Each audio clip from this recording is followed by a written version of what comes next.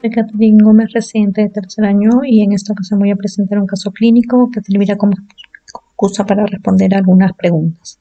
Se trata de un varón de 20 años sin antecedentes personales de interés que acudió al hospital por un cuadro que se inició 2 días antes, caracterizado por una clínica bastante inespecífica, con fiebre, posibiliza lo que resalte más ictericia. Inició tratamiento sintomático no automedicado con paracetamol, frenadol y amoxiclavulánico. En la analítica destaca el incremento de las transaminasas importantes con una fosfatasa alcalina normal, una bilirrubina total de 13 con predominio directo, anemia y coagulopatía. Se pide los niveles de paracetamol, estudio de gases venosos, ante el diagnóstico diferencial de una hepatotoxicidad por paracetamol versus amoxiclavulánico. Los hallazgos descartaron la intoxicación o la hepatotoxicidad por paracetamol, llegando a un diagnóstico probable de hepatotoxicidad por amoxiclavulánico hasta la espera del estudio pendiente. En las primeras 48 horas tras su ingreso y a pesar del tratamiento de soporte instaurado, el paciente evoluciona de forma desfavorable, con empeoramiento de los parámetros analíticos, sobre todo lo referente a la función hepática, y desarrollando una encefalopatía grado 3. Se activa el código 0 y se traslada a un centro de trasplante. Pero a pesar del ingreso en la UCI, el paciente fallece con el diagnóstico de insuficiencia hepática aguda, probablemente por amoxiclavulánico. Sin embargo, a los pocos días se completó el estudio etiológico, se encontró que la serología era negativa, el parámetro de autoinmunidad igual, y en relación al metabolismo del cobre, se vio que la ceruloplasmina y el cobre sérico eran bajos, el cobre urinario bastante elevado. Y la autopsia informó hallazgos compatibles con hepatitis crónica activa sugestiva de enfermedad de Wilson. Se cuantificó además el cobre hepático, que fue elevado. Finalmente, el paciente había fallecido por insuficiencia hepática aguda por enfermedad de Wilson. La primera pregunta es la evolución del paciente si fauce rápidamente progresiva. ¿Cómo clasificaría este tipo de insuficiencia hepática aguda? El término de insuficiencia hepática aguda se utiliza en ocasiones para comunicar o expresar de forma genérica a todo paciente que tenga una disfunción, un episodio agudo de una disfunción hepática, incluyendo a veces pacientes que tienen una enfermedad crónica de base. El primer punto a resaltar es que estos pacientes que tienen una aparición rápida de este deterioro de la función del hígado, que es infrecuente y que puede tener diversas etiologías, se va a presentar en individuos sin enfermedad hepática previa. Además, debemos tener presente que este daño puede inicialmente centrarse en el hígado y después progresar a otros órganos. Su baja incidencia hace que la evidencia sobre su manejo sea todavía limitada, pero aún así se ha visto que la supervivencia de estos pacientes ha mejorado por un diagnóstico precoz, un mejor manejo del paciente crítico y por la realización de un trasplante hepático urgente. El abordaje se inicia por un diagnóstico sindrómico. Como ya hemos visto, tiene que ser un paciente con una hepatopatía aguda que tenga una evolución de menos de 24 o 28 semanas, dependiendo del autor, en un hígado previamente sano, que haya una coagulopatía que se suele manifestar por un tiempo de protrombina de menos de 40%, y la gravedad lo va a determinar la presencia de encefalopatía hepática. A pesar de enfatizar que sea en un hígado previamente sano, hay 3 causas de insuficiencia hepática aguda que pueden presentarse como una descompensación aguda de una enfermedad crónica. Serían la enfermedad de Wilson, la reactivación de la infección crónica por virus B y la autoinmunidad. En función del tiempo entre la aparición de la ictericia y el desarrollo de la encefalopatía se describen diferentes cursos clínicos: la hiperaguda y la aguda o subaguda. Estos últimos dos ahora se ha visto que es mejor agruparlos en un mismo grupo porque en la evolución se superponen un poco. La hiperaguda suele ser una lesión directa que se desarrolla en horas y pocos días. En la analítica va a tener un predominio de transaminasas y estos pacientes suelen fallecer por un enclavamiento cerebral. El otro grupo de agudo-subagudo, la lesión o la insuficiencia hepática se suele desarrollar de 7 días a 24 semanas de producirse la lesión. Esa lesión es más lenta porque tiene más relación con una respuesta del sistema inmune. En la analítica pues suelen tener un predominio de la bilirrubina y estos pacientes van a fallecer por una falla multiorgánica. La supervivencia en el grupo subagudo espontánea es muy baja, del menos del 10%, ¿no? Son los que en realidad van a tener más riesgo de fallecer. El siguiente punto es que el paciente ingresa con el diagnóstico de hepatitis aguda con datos de insuficiencia hepática. En estos casos, ¿cuál es el primer abordaje diagnóstico terapéutico a llevar a cabo en cualquier hospital? Tenemos que descartar cualquier etiología vírica, tóxica. Los tóxicos hay que considerarlos los que se ha consumido en los últimos 6 meses, principalmente el paracetamol y antibióticos, que son los que se usan con más frecuencia y los que más se asocian, productos del polario, productos de venta libre. Otros diagnósticos pues va a requerir quizá ampliar la anamnesis con antecedentes familiares de alguna hepatopatía crónica. En caso de una mujer gestante hay que pedir un test de embarazo, no solo para descartar algún proceso relacionado con su estado, sino también pensando en futuros tratamientos. Por lo menos hay que realizar una prueba de imagen como la ecografía abdominal para descartar alguna otra etiología como las vasculares y también para descartar la presencia de un hígado cirrótico. La biopsia hepática pues ya va a quedar relegada para casos más excepcionales y tiene que hacerse por vía transyugular. Como ya se había comentado, pues estos pacientes pueden desarrollar una falla multiorgánica y es importante detectarlo a tiempo. En este primer abordaje también hay que solicitar pruebas que nos permitan descartar complicaciones infecciosas, una placa de tórax al ingreso, cultivos al ingreso y si es posible también seriados, una vigilancia neurológica que debe ser permanente. Para esto también nos puede ayudar el valor del amonio, constantes cada 4 horas de ser posible, con estrecha vigilancia de la diuresis para ver la función renal. Luego también es importante determinar en qué momento hay que trasladar al paciente a un centro especializado en caso pues, de que nuestro centro no cuente con un trasplante.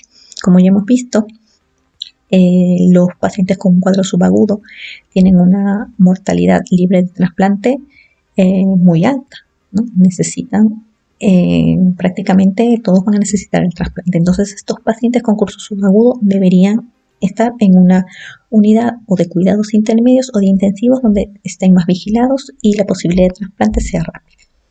Y también es importante trasladarlos antes de que se desarrolle una encefalopatía hepática.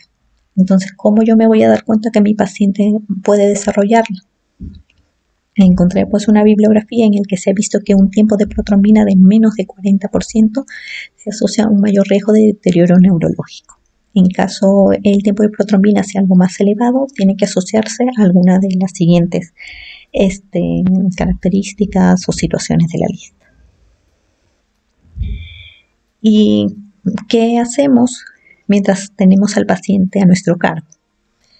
La primera medida es suspender todos los fármacos que el paciente esté tomando, excepto los que sean algún sustitutivo hormonal. Si hemos identificado la causa de esta insuficiencia hepática aguda, hay que tratarlo si tiene un tratamiento específico. En caso de un consumo de tóxicos y si se ha detectado en las primeras 3 o 4 horas, se puede indicar el carbón activado. La N-acetilcisteína se puede iniciar en caso de presentar una encefalopatía grado 1 o grado 2. Se ha visto que aumenta la supervivencia en estos casos, ya sea por cualquier causa, no solo los provocados por paracetamol. En algunos centros, el inicio de la N-acetilcisteína se inicia desde el ingreso a los pacientes. Es importante también verificar la dieta adecuada de los pacientes, la hidratación.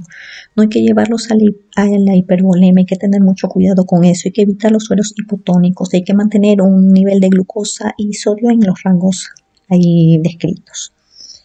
Hay que utilizar la lactulosa para evitar la encefalopatía hepática y evitar algunos también fármacos o situaciones que puedan desencadenarlos.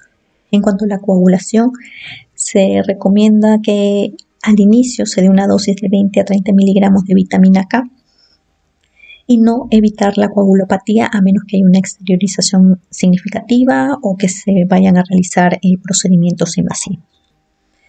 La profilaxis antibiótica se debe dar en pacientes que desarrollen encefalopatía grado 1 o 2 o que esta encefalopatía progrese de forma rápida, que tengan alguna insuficiencia renal o que tengan parámetros del síndrome de respuesta inflamatoria sistémica. En algunos centros también la profilaxis antibiótica se inicia desde la llegada del paciente. Es importante también, a pesar de algunas discrepancias, el inicio de un protector, un inhibidor de la bomba de protones para evitar las lesiones gástricas agudas. El ajuste de la dosis de fármacos no se aconseja, pero sí es cierto que hay que disminuir la dosis de paracetamol en los casos de insuficiencia hepática aguda no relacionada con este fármaco. Y ahí hay un checklist para no olvidarnos de todo lo que debemos pedir para el diagnóstico y también para la evaluación continua. ¿En qué se hubiese basado para hacer el diagnóstico diferencial entre hepatotoxicidad por paracetamol o amoxiclavulánico? Bueno, el diagnóstico, como ya sabemos, de hepatotoxicidad es desafiante por la gran cantidad de fármacos y compuestos, por una variedad de las presentaciones que pueden simular otras entidades. Muchos fármacos se han asociado, principalmente el amoxiclavulánico, pero el paracetamol es el que más casos ha llevado a una insuficiencia hepática aguda. Ahí está mal. Se puede clasificar como idiosincrásica intrínseca, amoxicilina, amoxiclavulánico, paracetamol, según el tipo de lesión hepatocelular mixta o colestásica. Como ya sabemos, el paracetamol tiende más a ser hepatocelular, la amoxicilina clavulánico, pues colestásica. Como podemos ver, pues según estas dos clasificaciones parecería ser un diagnóstico diferencial relativamente fácil entre estos dos fármacos, ¿no? Pero sin embargo no es tan sencillo y podemos rescatar aquí algunas cosas. Los medicamentos, pues es cierto que van a tener características propias, ¿no? Que nos van a permitir identificarlo, pero lo complicado es que además se va a añadir la variabilidad interindividual. En cuanto a puntos que se pueden mencionar del amoxiclavulánico, pues que también puede presentarse como un patrón hepatocelular o mixto, y eso depende de la edad del paciente. También es algo curioso, ¿no? Una peculiaridad que puede aparecer la hepatotoxicidad 2 a 3 semanas tras suspender el fármaco. Y otro detalle es que la susceptibilidad se puede determinar por pruebas genéticas, ¿no? Aunque todavía no se ha implementado esta prueba de forma rutinaria. Y en relación al paracetamol, es importante tener en cuenta que la mitad de los casos se pueden deber a casos no intencionados, ¿no? Generalmente como resultado de la toma durante varios días de este fármaco con fines analgésicos, ¿no? Como lo ocurrido con nuestro paciente. Hay factores de riesgo que van a predisponer al desarrollo de una hepatotoxicidad por paracetamol, y en la analítica va a destacar una elevación del GOT inicial, pero que posteriormente la GPT va a pasar y va a llegar, las transaminasas van a llegar a niveles bastante elevados. La LDH también suele estar elevada. Otro punto importante en el paracetamol es que como criterios de mal pronóstico y hay que vigilar está la hipoglicemia. Se puede presentar también una insuficiencia renal aguda, una elevación del fósforo y acidosis láctica. Los niveles tan famosos del paracetamol pues no resultan muy útiles, porque la vida media del fármaco es corta y en muchos casos estos niveles son indetectables, ¿no? Y es más, el uso del nomograma solo sirve en casos de una ingesta de dosis única. En los demás casos, pues se puede realizar el cálculo de la semivida de la eliminación del fármaco, ¿no? Pero como es algo engorroso, no se suele utilizar mucho en la práctica clínica, y lo que se hace, pues que ante cualquier duda de una intoxicación o una hepatotoxicidad por paracetamol y elevación de las transaminasas, iniciar en la N-acetilcisteína porque pues no tiene ningún efecto adverso importante, y además ante la duda o ante la ausencia ya de sospecha, pues simplemente se suspende, se corta la perfusión y ya está. La siguiente pregunta es que el informe de la autopsia confirmó la enfermedad de Wilson como causa de fallo hepático, ¿no? Que es una causa infrecuente de presentación de la enfermedad. ¿Cuál sería el algoritmo diagnóstico? Bueno, como sabemos, la enfermedad de Wilson es una enfermedad autosómica recesiva de baja incidencia que se caracteriza por una acumulación progresiva del cobre que alcanza concentraciones tóxicas en diferentes órganos, ¿no? Se produce porque hay una mutación de 2 alelos en el gen ATP7B, ya sea en forma homocigota o heterocigota. Se han descrito casos en todas las edades, pero tiene un predominio bastante claro en la población entre 5 a 35 años. Representa un 6 al 10% de casos de insuficiencia hepática aguda que se van a remitir para trasplante hepático. Este gen va a llevar a una alteración de la proteína del hepatocito que se encarga en transportar el cobre a la ceruloplasmina para su uso, y en caso de que haya un exceso de cobre, lo transporta a la bilis para su excreción. La mutación de este gen entonces va a llevar a que la excreción de cobre se reduzca, una reducción de la incorporación del cobre en la ceruloplasmina y con ello la reducción de la vida media de esta proteína. Y es así como el cobre se va a acumular en diferentes órganos. Uno de los desafíos de esta enfermedad, y que es muy común a muchas enfermedades raras, es la escasez de estudios clínicos aleatorizados que permitan llegar a conclusiones y recomendaciones claras. Tenemos hasta la fecha 3 guías. La última en adultos es la de la ICEL del 2012. Todas recomiendan una combinación de hallazgos clínicos y de laboratorio, variando un poco en cuanto al uso de biopsia y estudio genético, ¿no? Con la finalidad de llegar al diagnóstico.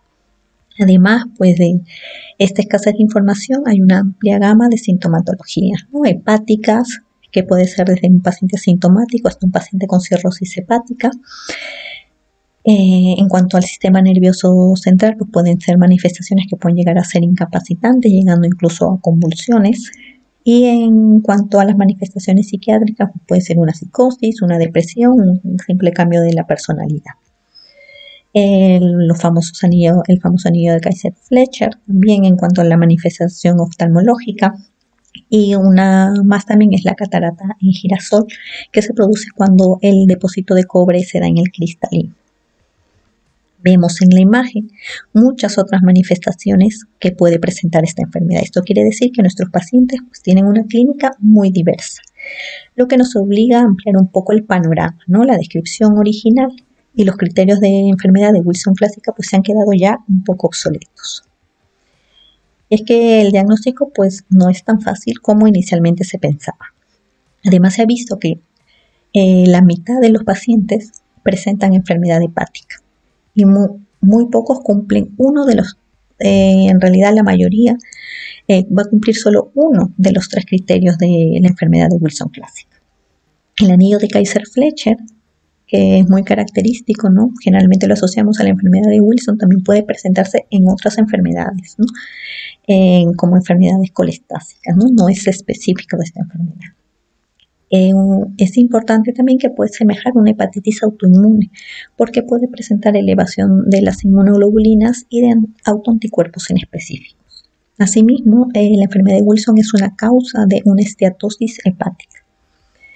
En cuanto a los productos del metabolismo del cobre, la ceruloplasmina puede ser normal en algunos pacientes y puede estar disminuido en pacientes heterocigotos que nunca van a desarrollar la enfermedad.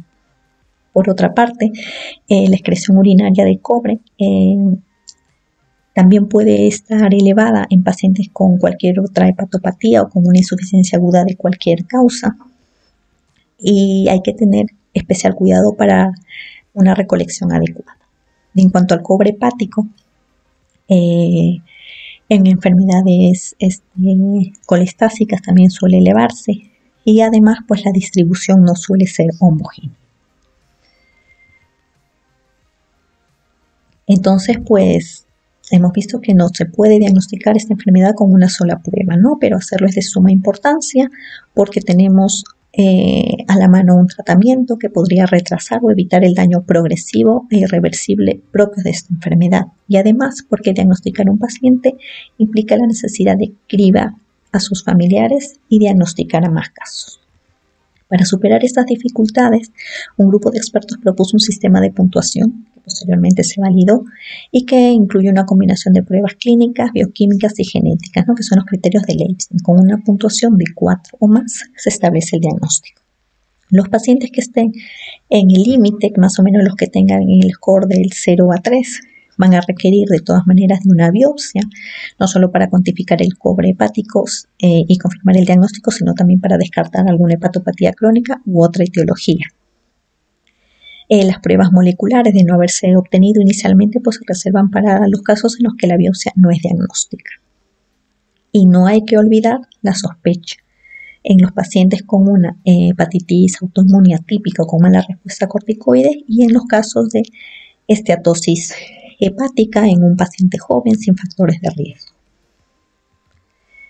¿Y cómo podemos identificar la insuficiencia hepática aguda por la enfermedad de Wilson? Primero es que algunos postulan que puede desencadenarse tras una infección viral o tras una alteración o incumplimiento del tratamiento, ¿no? El cuadro va a ser clínicamente agudo y rápidamente progresivo, como se vio en el caso clínico, ¿no? Por ello es que los pacientes sin trasplante tienen una mortalidad bastante elevada. Esta manifestación aguda suele presentarse en mujeres bastante jóvenes, menos de 40 años, y lo característico en la analítica va a ser que las transaminasas van a estar en él elevadas, pero no tanto. La fosfatasa alcalina puede ser normal o un poco elevada y la bilirrubina sí va a ser alta. No es por ello que se pueden realizar estos cálculos, estas relaciones, que al tenerse ambas, la sensibilidad y la especificidad para el diagnóstico puede llegar al 100%. Otra característica importante es la presencia de anemia hemolítica COMS negativa y la insuficiencia renal. Es importante en estos pacientes también pedir las pruebas del metabolismo del cobre habituales, ¿no? Aunque pueden volverse menos sensibles y específicas en este contexto. Por otra parte, en estos pacientes se ha desarrollado un índice pronóstico específico para predecir la supervivencia sin trasplante, ¿no? Se fundamenta en 5 parámetros y de llegar a un puntaje de 11 o más, el paciente tendría pocas probabilidades de sobrevivir, con lo cual estaría indicado el trasplante lo antes posible. Pero podría haber alguna otra opción hasta llegar al trasplante, pues esto ya nos lleva a responder la última pregunta. Este es un estudio multicéntrico realizado en el 2001, en el que se quiere demostrar si la administración temprana de penicilamina en la enfermedad de Wilson con insuficiencia hepática grave tiene efectos beneficiosos. Se presentaron 2 grupos, uno de 4 casos, no se le administró la de penicilamina, no llegaron al trasplante, tuvieron un desenlace fatal. 11 casos, años posteriores, se le administró la penicilamina a una dosis creciente. De ellos, 10 de 11 sobrevivieron sin trasplante. 1 sí necesitó este trasplante. Todos estos pacientes no habían desarrollado encefalopatía hepática y la mayoría tenía cierto grado de hepatopatía crónica. 2 años después se publica un caso ya en España de una mujer que presenta una insuficiencia hepática aguda, también sin encefalopatía hepática, pero que se va deteriorando de forma progresiva, tanto la función renal, hay presencia de anemia hemolítica severa y coagulopatía grave. En este caso se inició sesiones de plasmaféresis a las 48 horas del ingreso. Al 5.º día se inicia la penicilamina y progresivamente se vio durante el seguimiento, tanto intrahospitalario como ambulatorio, la mejoría e incluso normalización tanto de la función renal, la coagulopatía y los requerimientos transfusionales. Entonces los autores concluyen pues que la instauración precoz de este quelante junto con la introducción de plasmaféresis podría ayudar a la supervivencia de estos pacientes. Por lo visto hasta el momento pues parece que sería útil el inicio precoz de la penicilamina, ¿no? Teniendo en cuenta que este inicio precoz significa ausencia de encefalopatía hepática. Este último caso nos pone una combinación de tratamiento médico, que es la penicilamina, con una técnica de soporte artificial. Tenemos más datos al respecto. En este estudio en Dinamarca del 2019, busqué evaluar la posibilidad de reversión de la insuficiencia hepática aguda en un paciente que ya tenía un índice pronóstico de 16, es decir, ya tenía una indicación de trasplante. Este paciente, que llegó con una clínica de una semana, presentó un deterioro bastante rápido y fue trasladado a la UCI. Al segundo día desarrolla la encefalopatía hepática y se incluyó en la lista de trasplante, y en simultáneo se inició recambio plasmático, que recibió un total de 12 cambios, con la finalidad de eliminar el cobre en combinación con una terapia de reemplazo renal. Y a los 5 días se le inicia la penicilamina y posteriormente el zinc, ¿no? Finalmente el paciente se recupera sin necesidad de trasplante y fue dado de alta con tratamiento oral, ¿no? En el seguimiento se vio también la corrección de la analítica. Y se ha informado que el recambio plasmático puede ser un puente al trasplante, dado que mejora la supervivencia de la insuficiencia hepática aguda por todas las causas.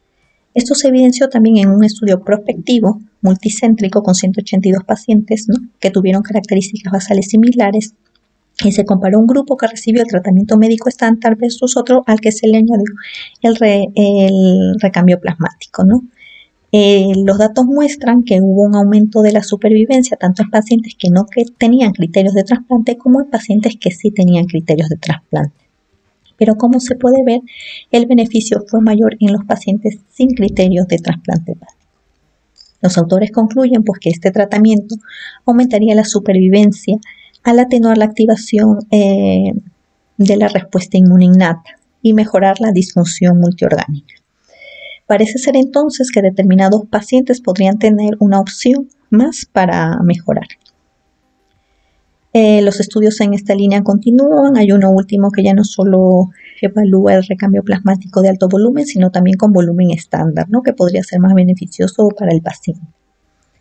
Luego, este último estudio que les presento, que es del 2020, intenta responderles si es posible la supervivencia sin trasplante en la enfermedad de Wilson, que se presenta como una lesión hepática aguda, es decir, que excluye a los pacientes con encefalopatía hepática, ¿no?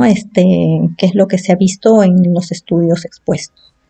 Fueron 8 pacientes y pues todos cumplieron los criterios de inclusión que se describen debajo de la tabla. De todos estos pacientes se obtuvo los predictores pronósticos, los que recibieron trasplante hepático. 3 además recibieron tratamiento quelante, 2 plasmaféresis y 1 terapia MARS. De los 3 pacientes que no se realizaron el trasplante hepático, todos tuvieron terapia quelante. En la evolución, en el seguimiento, todos los pacientes fueron de alta sin mayor complicación. Es por ello que hasta el momento las últimas guías pues solo proponen como único tratamiento para aumentar la supervivencia de estos pacientes el trasplante hepático. Porque es cierto que los estudios pues comentados sugieren algunas alternativas, pues hay la necesidad de ampliar más estos estudios y realizarlos a mayor escala, ¿no? Entonces, dado que la única solución que tenemos es el trasplante, tenemos la necesidad de identificar de forma temprana los casos para que puedan ser trasladados de forma precoz a un centro donde se pueda realizar esta técnica. En cuanto a las conclusiones que me voy a centrar en relación a la última enfermedad, es que, bueno, que el diagnóstico de la enfermedad de Wilson, como hemos visto, es un desafío, ¿no?, por la evidencia limitada, y que es necesario, a pesar de eso, tratar de identificarlo de forma precoz. Y para ello hay una herramienta que nos ayuda, que son los criterios de Leipzig. Remarcar las características que nos orientan a una insuficiencia hepática aguda por enfermedad de Wilson, y que tenemos también un índice pronóstico específico para esta enfermedad, que con un puntaje de 11 puntos o más ya nos indicaría que el paciente requiere de un trasplante para sobrevivir. No olvidar los casos atípicos de hepatitis autoinmune que responden mal a la terapia con corticoides, que podría quizás ser una enfermedad de Wilson, así como los pacientes con esteatosis hepática sin factores de riesgo para desarrollarla, y sobre todo si es un paciente joven. Y dejar claro pues que es el único tratamiento que aumenta la supervivencia es el trasplante hepático, ¿no? Por ello, el traslado precoz a un centro.